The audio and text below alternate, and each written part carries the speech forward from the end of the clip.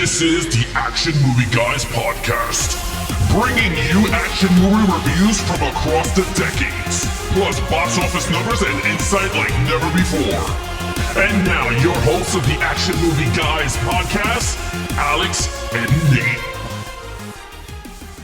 Welcome, everyone, to a brand new episode of the Action Movie Guys podcast, episode 299. We're starting a brand new franchise. We're starting the Planet of the Apes franchise, but actually the remake of the Planet of the Apes. So we're going to start off with the 2011 version of Rise of the Planet of the Apes. I'm your host, Alex Figueroa. My co-host is Nate from Netflix Reviews. All right, Nate, introduce our special guest for our lovely two episodes. This episode and the next episode as well, we got a very special guest. You might know her if you've ever seen our live shows. She's in the chat. She's a longtime patron and also my movie partner / best friend. Her name is Beckish. Beckish, please say hello to all the people listening at home. That's me. I'm the best. I'm Nate's best. Rebecca, Beckish, Becklish, if you ask Alex. Depending who you ask, it's either Beckish here. or Becklish. So it's either Yes. one. But she is here, and she's going to be reviewing some Apes with us, and she'll be on next week as well. Yeah, so all right, so let's start it off with some financials, and then we'll go to some critics. All right, so let's go financially. This movie budgeted at $93 million. Not bad for a CGI film, if you really think about it. The whole movie is all CGI for animals. 93. It does. Worldwide total of $481 million. Nate, is it successful? Big hit. I mean, big hit if you go by our metrics of at least double. But even if you went with the 2.5 times factor, double of 90s, what, 180? So this thing doubled that. So it made plenty of money. And I think this gave the studio a lot of confidence to continue with making the sequels, because this is I can't believe the budget was that low, to be honest with you. Stealth cost $130 million, and this movie cost 90, and the CGI in this is amazing. Dude, it was like almost the whole apes were guys in suits, and they look like real apes. It was all running mocap, around. but it looks fantastic. They did. All right, Bex, what do you think of the worldwide total? Are you surprised? I don't know much about numbers, but it is surprising based on the last podcast I heard with the movie Stealth.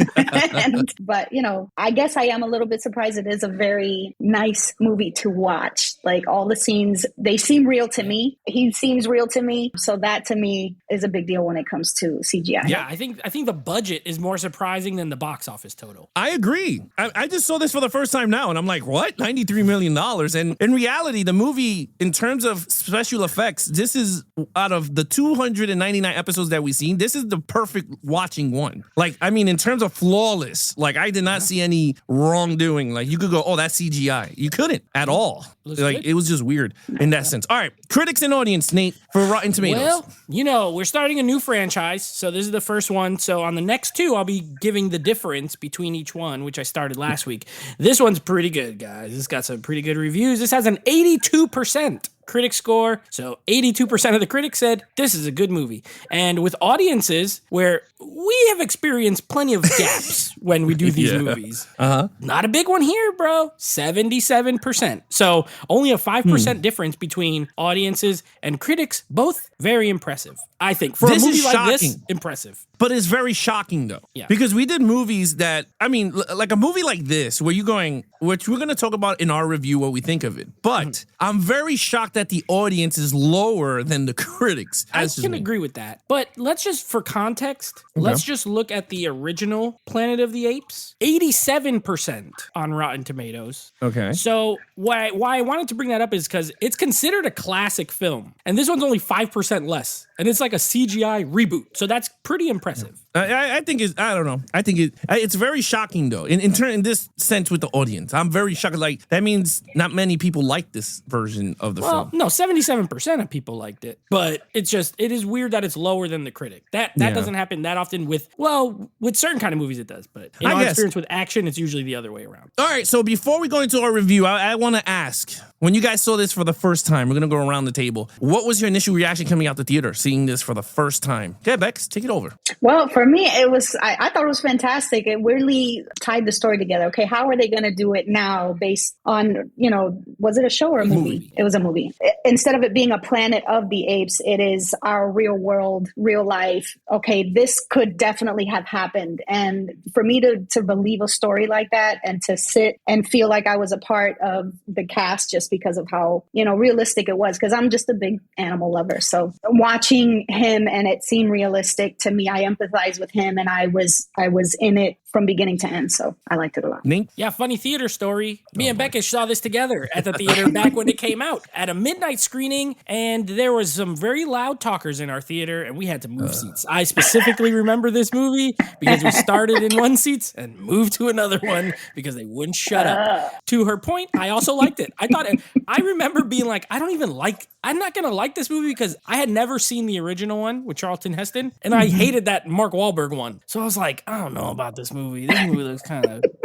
That's right. I completely forgot about that. Everyone did. Everyone should forget about the Mark Wahlberg. Yeah, once this one came out, I think everyone forgot that one got deleted from history. Yeah, Tim Burton's version went out the window. I was like, and this is the first one that doesn't have people in suits. It's like, So I was surprised at how much I liked it. I'll just say that. Yeah, when I saw this in the theater, I came out of the theater going, what the hell? Like, what did I watch? Because I did watch I didn't see the originals, but I saw the Tim Burton one in the theater. And I was just like, this is god awful. The only redeem of that is that they really had Charles Heston in the suit in the film. People didn't know that it was really him in the movie, but it was really him as I think he was like the grandpa ape or something like that, the old guy. Papa ape. Papa ape. Yeah, he was the one that said, get your damn hands off me, you dirty human. He said he flipped the line. He flipped the line, but that was Charles Heston's version. But I was just like, whatever. When I saw this one, I was like, holy crap, like, this is where we are with CGI. And I was just like, wow, this is crazy, where it was just a lot believable, but I enjoyed it a lot. And I was just like, I wanted more of this franchise. But as it is, let's break it down because it's been a while since we've seen these on the rewatch. So let's go with the review. Nate, you started off with the lead character, Caesar. And John Franco, because he's in this movie too. James Franco. Yeah, we'll tie them together. I mostly scored Caesar.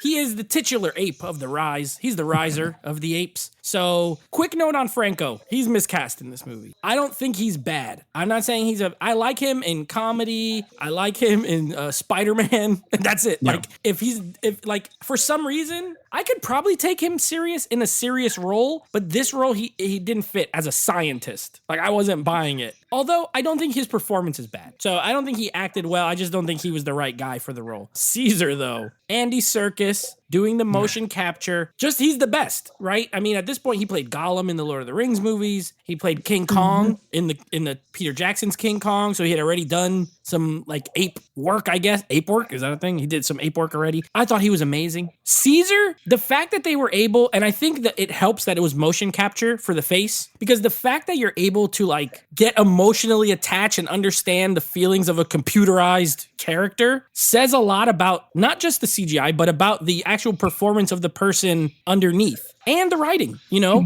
just the scene alone where James Franco goes to visit him, and I'll let Beckish tell you where he visits him at, but where he goes to visit him and he's like ready to take him home and he closes the door. He's like, "No, bro, this is my home now. This is where I live now. You get out of here. I'm here with my family." And I was like, dang, And of course, the iconic scene when he just goes, "No!" Amazing.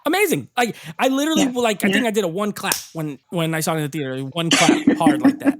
Yes. And I give him a 5. I give Caesar a 5. The fact that he only says 4 words in this whole movie, he says no, and he says Caesar is home. That's it. That's all his dialogue. Yeah. And I still give him a 5. He's amazing. Franco, I would give, if we were scoring him, I'd give him like a 3. He's whatever. 5.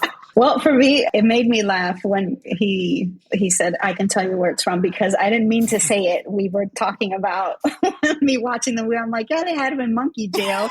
And he just busted out laughing. So monkey jail. They had him in monkey jail. No, in chimp jail, I should say. But to me, Caesar 5, hands down. I've watched nature shows. I like them. I like watching them in their natural habitat. I like learning about them. They are incredible, amazing creatures. And the fact that he was able to capture it was a human capturing those types of movements. And it just drew me in. And then, from him wanting to just play with the kids, but then wanting to protect his grandfather and going through all of these emotions, you feel like you're growing with him. And then when he becomes this adult that gets abandoned and abused, and then he has to figure it out for himself, and then you just see the genius come out and how he was able to rise up like that. It was impeccable. 5. It's Franco. I love the guy in Pineapple Express. I loved him in, funny movies. Knocked Up. He was in Knocked Up. I had to write this. I had to look it up. For the time, the only serious thing he was in was Spider-Man. So for me, this was kind of too serious a role for me to be able to take him. His dad died and he just looks up and blinks, I'm like, okay, next scene. Sad. So I don't know. I agree with Nathan. Yeah. Well, I'll go quick. In terms of James Franco, he reminded me of Mark Ruffalo as Bruce Banner. I'd never believed him as Bruce Banner as Hulk. Like I prefer if they had a real scientist in the damn, like you know what I mean? Like I just felt like he was like I don't know. That's what I felt like with James Franco. Did he work? Yeah, he did.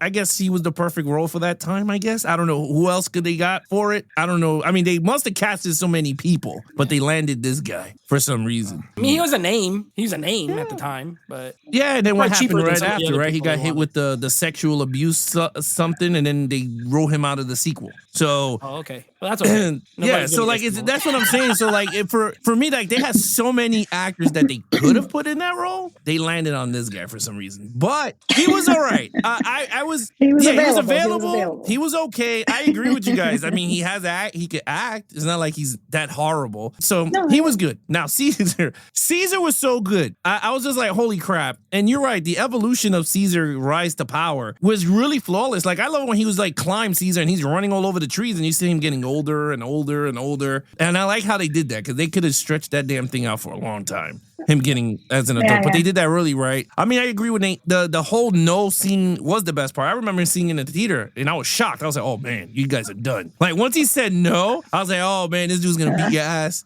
somewhere somehow," and he didn't. A poop emoji just to and I liked how he uses smarts. Like the guy picked up the electricity stick and he shot him with water.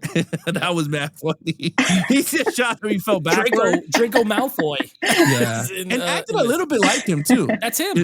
No, I'm saying he acted just Harry Potter as his Harry Potter role. Yeah, so I was just like, all right, that was cool. But for me, I thought the ending, the third act with Caesar, I think it was like I was like, okay, this was like really good. I mean, I could have watched an extended of the bridge scene over and over because like I love how he's like, I mean, they called him Caesar, but I liked him because he's very strategic. Like when he was like, wait a minute, every human is coming off the bridge. He's like, these dudes are trying to attack us. Like, all right, you guys go up, we go in the down. And I was like, you saw him do that sign language thing. He's like, and I was like, okay, this and you know what else I liked about it? They gave him layers because he didn't really want to kill humans. He literally just wanted to go to the trees. That's all he wanted. Yes. I want to be free. These humans want to beat the crap out of them and shoot them. So some of them die, but he didn't want to like murder humans. Correct. And I like that about him because it makes him more sympathetic. Well, because he was raised by the doctor. He was like, wait a minute, humans are good if you give them a chance. But these guys were so abused in the cages. They were like, oh, hell no. All humans are bad. And he's just like, human no bad. Yeah.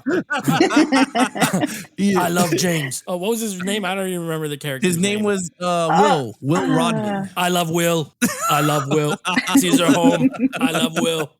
Caesar is home. I love Will. And he just goes up the tree. I'll just say this. The scene that he beats the crap out of the next door neighbor because he was pushing the father. This dude was he bit his finger. I was just like, oh, dude. I was like, and that, I mean, this dude has strength because he kicked them off the bench, like he flipped them over. I mean, he could have killed them if he wanted to, but he saw the little girl and he stopped. But he chopped it. He just straight up bit the finger. And I guess that was a bad sign language because like he kept looking at him pointing in his chest. Yeah, and I guess... Yeah, he did not like that, sir. He did not like that. Yeah, he was wilding. I like that a lot. All right, 5 across the board. Main villain. Now, the villain here, I don't know what it could be humans. I told Beckish to score, and maybe you'll agree, Alex. The monkey jail owners. So you got William Stryker and Draco Malfoy. Okay, John Landon. That's Brian Cox. And the black guy, the head of the science people. Steve Jacobs. Yeah, them. Pretty much the villains. All right. Steve Jacobs is the owner of the pharmaceutical company, and then John Landon is the animal cruelty guy. So Bex, you can start this one off. What do you give those guys?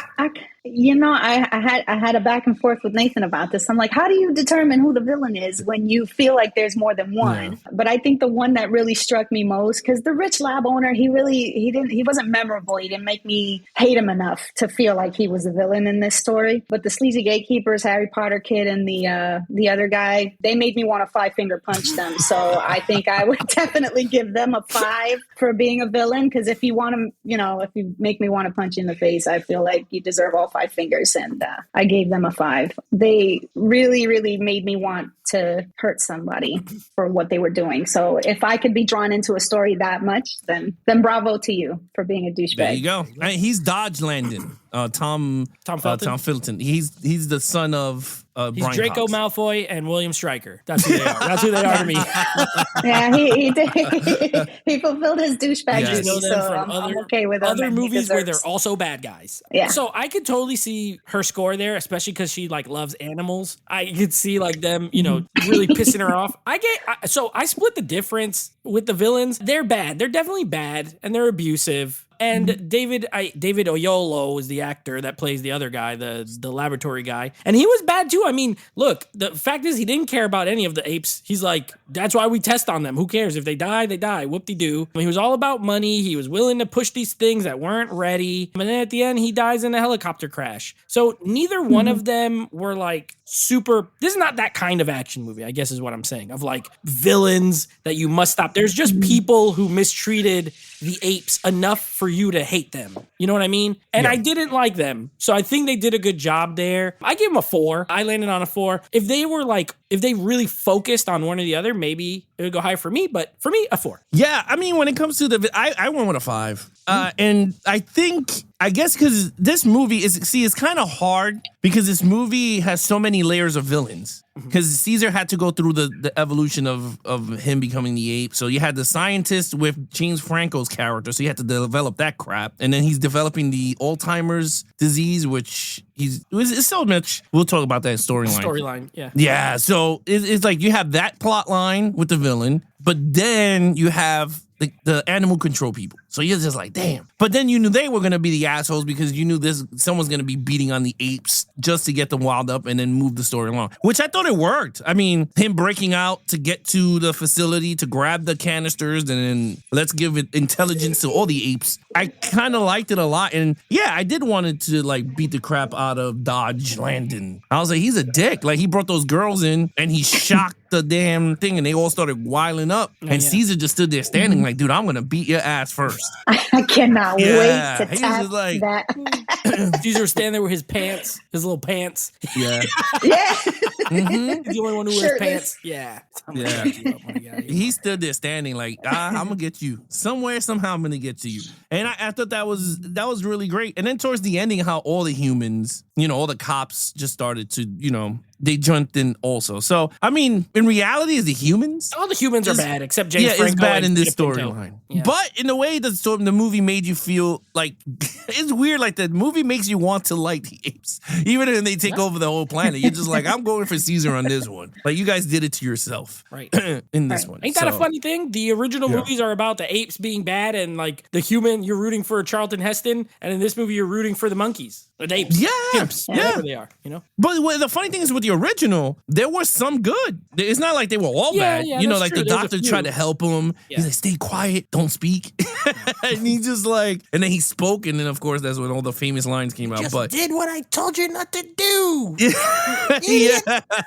Yeah. So I don't know. Villain wise, 5 on that one. So action scenes, which I already think we can see where we're gonna go with this across the board. But Nate, you're gonna go with it first. What do you give the action? I don't know if we're gonna go all across the board with this because you said that now I don't think so because I gave it a 4. It's not a 5 for me. It's not a 5 for me. I reserve my 5s for the ultimate. I don't think this is the ultimate. This is not the ultimate action. It's good. It's very good. There's also not a lot of action. It's literally the last 30 minutes where the action takes place. You have a little bit of, the ape who escapes in the beginning and runs through the facility. Okay, that's not, it's fine. It doesn't make me stand up and cheer or anything. And then you have the apes fighting a little bit in the monkey jail. as Becca beautifully put it, the monkey jail fights. Okay, not much. And then the end, you do have the scene where the apes finally break out. They go to the facility, and it is a long action scene. And all my whole 4 points goes for the end part of the movie. Like the third act is where all the action is. It's good. You know, you got the helicopters coming in, the cops coming in, but I nothing was like the most incredible thing I saw to give it a 5 for me. So I gave it a 4 though. This movie has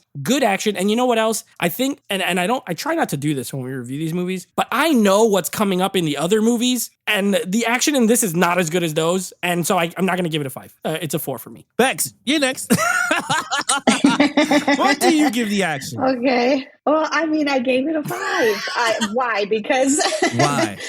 because I was looking at it as an independent film. I know that there are others, but if I was reviewing this particular movie and scoring this particular one on its action, I mean, the fact that he pulled out Big Dog and he was like, "You're gonna help me because I'm gonna be your boy," and then he like, I was like, that is so smart. I wonder what he's gonna do next, and everything was an escalation for the next scene when they broke out the other monkeys the other chimps from the zoo, and then they took the fence and made it spears. And then they, freed the other one that was trapped. And then the whole bridge thing, the go up and go under, and then him riding on a horse. It just, all of it excited me. And I thought deserved, it was with the CGI included, right? Because we're not watching real animals, but we're still watching this action that feels so real. I have to 5-finger punch it. There you go. I mean, look, dude, I don't know. I seen the other twos too, but this is a 5. I don't know.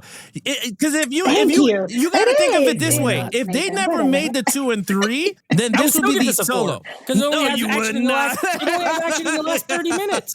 What? So why? This What do you mean, so what? I'm not gonna go through this way. But I'm just saying. But it still needs a storyline. It can't be action the whole time. You got to give it context. Of course not. But you got to think. We're scoring specifically the action of the film. It is very good. A 4 for me is very good. 4 out of 5. It's not perfect. This is not a perfect action movie. So that's all I'm saying. No, you're right. Okay. No, but in terms of the whole perfect score not thing. A perfect action movie, but is a perfect amount of action in the movie for the story. Yes, I agree. Going it worth. I'm just saying.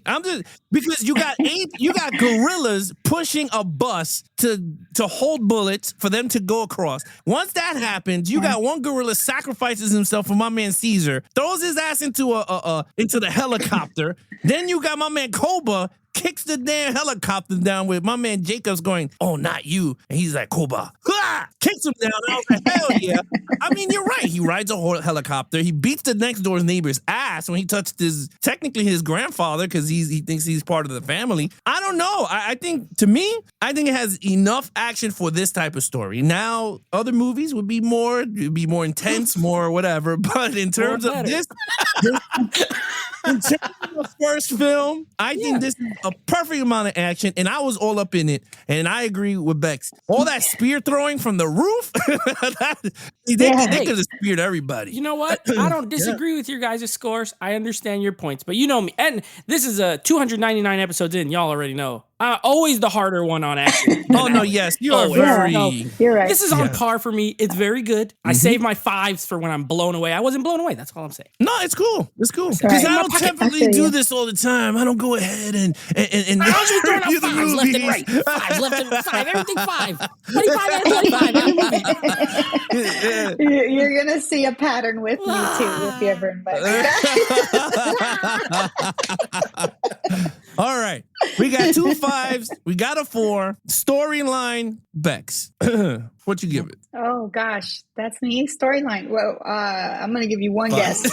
I gave it one Does it slap. rhyme with 5? I gave it one slap. It rhymes with live. 5. I'm telling you, it captured my heart. It captured my mind. It captured everything that I love about animals. The fact that it looked as if I was watching a real animal on screen. And I could totally see it evolving into almost being human. If you can pull that off, then you deserve a good score. So that's what I give it. All right, Nate. Nothing wrong with that. I give it a 4. I think this movie is very good. I think it is very good. I almost say it's better than it should be. You know what I mean? You think on paper, if someone came into the pitch meeting like, "Hey, we want to reboot Planet of the Apes, but we're going to show it from the beginning, like when the apes before they even took over. To me, I'd be like, good luck. Like, that doesn't seem like a great idea, especially knowing that all the movies before were people in suits. You know what I mean? So I do think it was interesting. I thought the storyline was good. The reason I gave it a 4 is because it does this balancing act where it's trying to be both a virus movie and then this apes movie. You know what I mean? And I believe the original Planet of the Apes, the people were wiped out by nuclear war and they killed each other. So here they're changing it to this virus from this company. And then at the end, in the credits, they show it like spreading all around from the pilot and then the next person and whatever. So it has like a little bit of outbreak and then a little bit of apes. And I think for the most part it worked, but I wish a lot of the virus stuff was really downplayed to the end instead of trying to sprinkle it in, because then it lessened the impact a little bit for me. So I gave it a 4 though. I thought it was very good, well written, good characters. A very solid starting point for sure. Yeah, I gave it a 5. Well, I mean, I understand what you're saying. The virus part for me, it came towards the end, though. Like, it wasn't like the main focal point. It's sprinkled throughout, though. The fat guy, he gets sick. Yes, he gets sick. Yeah, but he got sick when they did Koba, and then that didn't come back towards later down the road. That's what I mean. It's the middle of the movie. They're already starting that. I guess. I don't know. I just think in terms of the meat and the potatoes of the film, look, I say, for me, for a remake, and I always tell people, if it is told in that most unique way, that it feels original, and it feels like they took something that everyone loved and enhanced it by 1,000,000, I'm going to give it a 5. And this movie did that. And I agree with you, Nate, because when you look at the original, these dudes came from outer space, they did not know it was New York. Yeah. They landed on Earth. It was like, that's it. That's their story. This one is like, okay, how are we going to tell this entire brand new story? How did they come up? A scientist is trying to come up with a cure for his father's Alzheimer's, and they tested it on chimps, and the chimp had a baby, and the baby had the original thing, and then he became like, I thought that was all genius. Now, from point A to point B, I was like, this is pretty cool, and I liked it, and I think what happens is that they went away from that, and then you started to focus on Caesar's emotions, like him with the humans, and then him becoming the leader that we all know is going to become within the 3 films. So like, for me, I like that a lot. I thought it worked for me in terms of storyline. So I gave it a 5. I was like, this to me has to be the best. And when they decide to do another one, man, they're going to have a lot of an uphill battle to try to go up with these storylines. That's for me. Yeah. I mean, I wonder if they're going to continue after war. Like, if they're just stay with this storyline. If it's Cornelius, his son. Yeah, because I'll be like, okay, that would make sense. Instead of rebooting it again, because good luck. You ain't going to be able to do that twice. Nope. I agree with that. All right, here we go. Overall. Yeah, overall for me, this is a 4 out of a 5. I think it's a very good movie. To be honest, even, I've seen these movies each a couple of times. This one's my least favorite of the 3, but I do think it's very good. I think it's very good. I think it's a great start to a rebooted franchise. They do switch directors. Who's the director of this one? You have the thing up still. It's a guy who I don't really think. I'm really bad with director names, so here we go. I think it's Rupert Wyatt. Rupert Wyatt. Okay, Rupert Wyatt. Yeah, and he didn't really do anything else after this. You know what I mean? No. I know Matt Reeves takes over for the next 2, and those just have a little bit more everything to me. So I do like this movie a lot, though. I think it's paced well, hour and 40 minutes, moves quick, fun action, good characters. I enjoy Caesar a lot. I love Caesar. Mostly I watch for him. Like, this movie is a showcase for him, and everything else is there, and it's fine. But it's a 4 for me. All right, Bex. I don't know if I could go down from my continuous 5s over here. Because if we were voting villain to be the rich lab owner, I would have given him a 3. If we were voting James Franco to be the lead character, I would have given him a 3. So for that, I think it's fair for me to give it a 4, just because those 2 pieces I could have done without. Yeah, that's true. Yeah, because you got to factor the whole picture. Yeah. Right. I wasn't, there were still things that I'm like, kind of fell flat for me. Yeah, I mean, when it comes to overall, I gave it a 4. I didn't give it a perfect because I thought Steve Jacobs' character, I think they could have did something more with him as the CEO. I think he could have did more diabolical crap. Yeah. So they didn't focus more on him. And I feel like they should have been more, I know it's going to sound wrong, but it should have been more destructions with the humans. Like, they should have been going down the street whipping ass on the humans, going toward, we got that bridge for slapping babies. Yeah, slapping babies or throwing them downstairs, doing something weird. The apes doing that? The apes doing that? Yeah. I would have given the action a 5. I don't agree with this. No, because you're speaking my language. I would have given it a 5. They threw some babies off a bridge.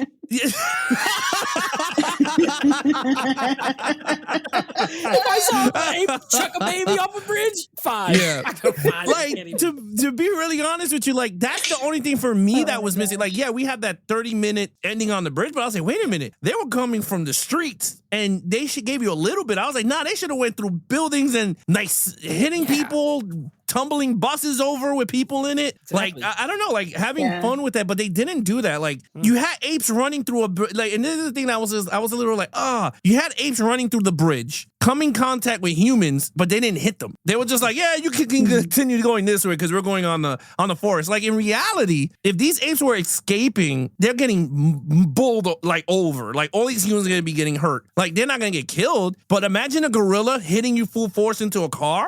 Like, I wanted to see that. Yeah, I wanted to see someone slamming into a car. But man, Alex, let me tell you, you're really proving my point on the action here. This is exactly why I gave it a 4. If everything you said happened, 5. But because it didn't. Well, that's my overall. The action's still a 5. But no, thank you. For me,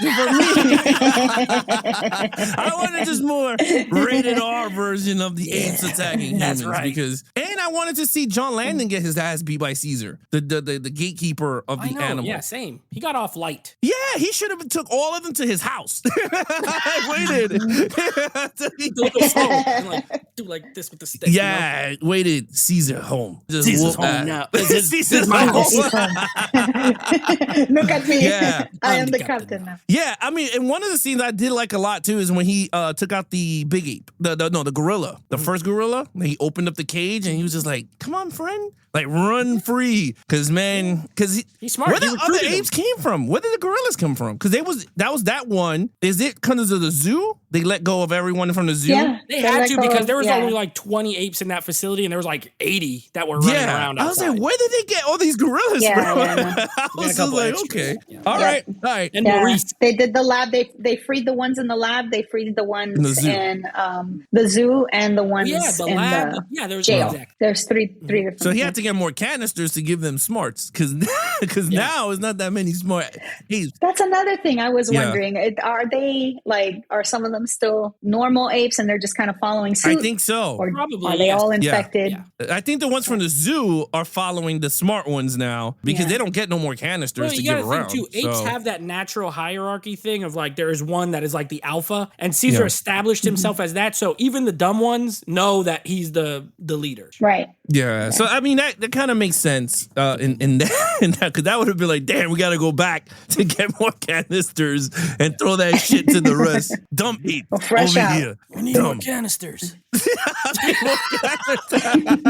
Rise of the Planet of the Canisters. Secret of the canisters, like the turtles. The secret of the ooze. All right, Nate, your total point. 21 out of 25. This movie is really good. It is really good. Again, I can't stress it enough. To reboot this franchise and to me, this is better than the old one. I mean, I saw the old one after, and it's dated and like it's fine. I understand why it's held in high regard, but I like this one better. So the fact that they rebooted it, great launching point, fun movie, 21 out of 25. All right, Bex, what's your total point? I have no idea. 24. I wasn't keeping score. 24. I want to say it's 24. Okay. I keep count. Don't worry. 24 out of 20. All right, so I gave it a 24 also. I mean, I think for a starting point, this is a perfect film in terms of everything from storyline, characters, except James Franco's casting, but I think everything around it was great. I enjoyed it, and I still will rewatch it over and over. Oh, you know what? The other thing I forgot. I don't hate, but I think they wasted the like Frida Pinto, like the little love story between them, useless. Like tacked on. It felt like she was in it because she was in Slumdog Millionaire and there, but it was very just. They needed a love interest. Yeah, it was unnecessary. They literally could have cut it out, and the movie's the same exact movie. I agree with that. Agreed. One. Yeah. I do agree. But the only thing is like they had her for like, and that's like, and again, he's a doctor, right? I mean, he is a doctor, scientist, and it's like, oh, Caesar got hurt. Let me take him to the zoo to someone who could like patch him up, and it's like a hot chick. Yeah. It's the like hot vet. Yeah, the hot vet. The hot vet. Yeah, sure. Like I don't know. I agree with you on that. In terms of there was nothing more. I will say, in terms of the father, I kind of liked him in the movie because to me, it made Caesar. I don't know. For me, I felt like Caesar felt more human than an ape. Oh yeah, and John. You know Lithgow what I mean? Like great. he was attached. Yeah, like, I like that stuff. Really, only her. She's the only thing that's tacked on bad. They could have just cut her out. Didn't need her. My other favorite scene that I like though is when he couldn't cut the egg and Caesar saw him and he flipped the fork and then he looked at James Franco and he's just like, my man's back to dumbness. Like he gave him that look like you gotta give this dude more canisters. He's wearing off. He's like, my man ain't looking too good over there. Yeah. But yeah, I was just like, man. And in terms of story, that was another thing that pissed me off. Is like, you leave your father with Alzheimer's, right? By himself with an ape, knowing that he's going back to what he was to go to work. And I'm like, I mean, I know they had to develop the conflict of the story so he could go into the animal control, but I just felt like that felt kind of a little like, wouldn't you as a scientist going, damn, he's gonna become, can you have a friend come over and be like, can you watch my dad for a little bit? I'll be right back. Or the girl, like, can you watch my dad quick, and watch Caesar? But he let his father open that door and he was just like, there's keys in the car. Let me go behind the wheel and crash it. Yeah. He started a fight with the neighbor. Oh yeah, that neighbor got the shit out of the stick, bro. He got his ass beat by an ape. He got spit on by the guy with the disease. His finger got bit. He got beat up, and then he gets the disease and spreads it around the earth. No, and that scene when they were running in the trees when the war was about to start on the bridge, and you see all the leaves just raining. Yeah. Oh, I thought that was so sick because the anticipation. The anticipation of them awesome. Beating the crap out of humans going to the forest. Right. You're like, oh yeah. And he jumped on his car. Did. His car was on purpose. One of the, He's like, he did it on purpose. Yeah, he tore that shit up. I was in monkey jail. I remember. Yeah, he did. He's like, you bastard, you put me in there. He's sucking me up. You son of a bitch. But anyway, Nate, what is coming up next on the podcast? Yes, next episode, we will be continuing on with our heist movie month, and it is a very special 300th episode, and we're going to be doing a little movie called The Town, so that'll be next week, our next episode, and then next week, we continue on with the Planet of the Apes, the reboot with Dawn of the Planet of the Apes, and I'm excited. You know why? My boy Koba. Coming up in this one. I love Koba, so I'm very much like, I haven't watched this one in a couple of years, but I'm very excited for it. So that's what we got coming up next 2 episodes. I did remember that Koba was a little dick there. He's one-eyed, the one-eyed. Yeah, villain he's with like, the he's like Koba. He's like the villain of the next one. He's such a bastard. Koba's such a bastard. That's the one I don't remember. Is that the one that That's the one he freed in first one, right? Caesar, that's the one that's all scarred up. Caesar freed him. Yeah. That's supposed to be his right-hand man. And he shot him with the machine gun. Yeah, shot him with the machine gun. And he's like, Koba. Excited. Koba. Yeah. It sounded like a I know, it sounded like a bird. Rise of the Planet of the Birds. The Planet of the Birds. Oh, man. Yeah. Anyway, all right, if you guys want to follow us on our social media accounts, please follow Nate over Instagram at Netflix Reviews. Check out the podcast with him and his friends called Netflix Movie Reviews. Oh, and also Nate has joined forces with his friends again to do his Instagram live with his old podcast buddies. You can check that out when we're not live every other Monday at 9 p.m. Eastern at Netflix Reviews on Instagram. Anything action movie, guys, can head over also to Instagram at Geeks and Flicks or visit our official website at www.geeksandflicks.com for all our podcast episodes, and all our reviews are all there. And then merch store is coming up soon. But other than that, I'm your host, Alex Figueroa. My co-host is Nate from Netflix Reviews. And thank you so much, Bex, for joining us on this episode. Great job. A dream come true, you guys. I'm your biggest fan. Oh, thank you so much. Be awesome to each other. Geek out.